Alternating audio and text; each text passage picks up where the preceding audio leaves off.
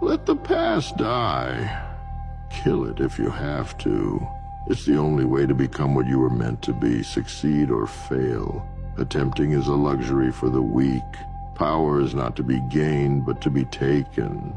Embrace your strength, for only through dominance can you shape your destiny. With failure, true mastery is born.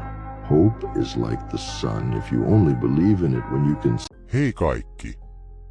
Tämä video on omistettu yhdelle Batman-universumin voimakkaimmista ja ikonisimmista pahiksista, Baneille. Mutta kuka Bane oikeasti on, ja miksi hän on niin pelottava ja samalla nerokas hahmo? Sukelletaan syvälle Banein tarinaan.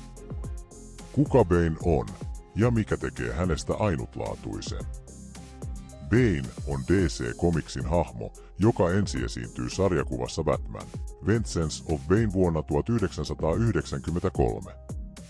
Hänet loivat Chuck Dixon, Doug Moench ja Graham Nolan. Bane kasvoi vankilassa Santa Priscan saarella, jossa hänet altistettiin Venom-nimiselle huumeelle, joka antaa hänelle äärimmäiset fyysiset voimat. Hän on paitsi fyysisesti ylivoimainen, myös äärettömän älykäs ja strateginen. Mikä tekee Baneista erityisen? Banein suurin vahvuus on yhdistelmä fyysistä voimaa ja taktista nerokkuutta. Hän on yksi harvoista, joka on onnistunut murtamaan Batmanin niin fyysisesti kuin henkisesti. Kuuluisa kohta The Can't Fall-sarjakuvasta, jossa Bane mursi Batmanin selkärangan, on yksi DC:n historian ikonisimmista hetkistä.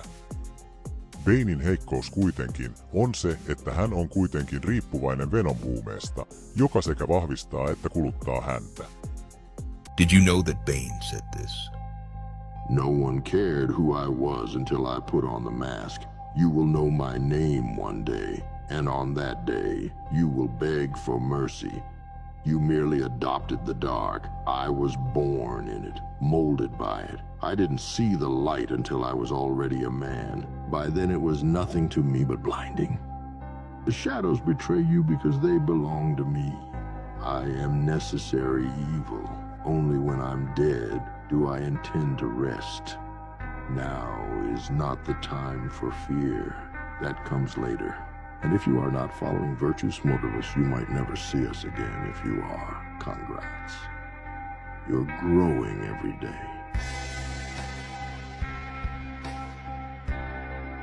Bane on esiintynyt myös elokuvissa ja TV-sarjoissa muun muassa Batman ja Robin vuonna 1997, jossa hänet kuvattiin yksinkertaisena lihaskimppuna. Dark Knight Rises vuonna 2012, jossa Tom Hardyn esittämä Bane oli syvällisempi hahmo, joka yhdisti fyysisen voiman ja strategisen nerouden. Animaatiosarjat ja pelit kuten Batman The Animated Series ja Arkham-pelisarja ovat esittäneet Banein monipuolisena hahmona.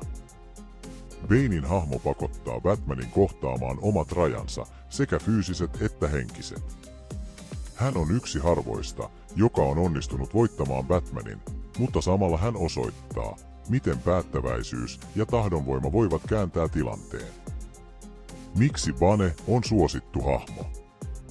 Bane on suosittu hahmo, koska hän yhdistää ainutlaatuisella tavalla älykkyyden, fyysisen voiman ja traagisen taustatarinan.